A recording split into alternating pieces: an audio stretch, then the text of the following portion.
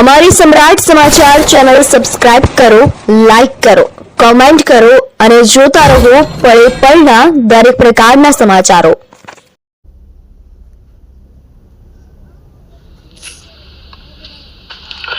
અમરેલી જિલ્લાના રાજુલા તાલુકાના નાના ભાચાદર ગામે મરીન પીપાવાવ પોલીસ સ્ટેશન વિસ્તારમાં એસએમસી દ્વારા મોટી કાર્યવાહી કરવામાં આવી હતી, જેમાં એસએમસી દ્વારા 68,65,710 લાખના વિદેશી દારૂના મુદ્દામાલ જપ્ત કરાયો છે, જેમાં એક બુટલેગર પણ ઝડપાઈ ગયો હતો, જ્યારે 8 ફરાર બુટલેગરો છે। તપાસ કરતા અધિકારી આર.કે. કરમટા પીઆઈ એસએમસી દ્વારા કાર્યવાહી યથાવત રાખવામાં આવી છે।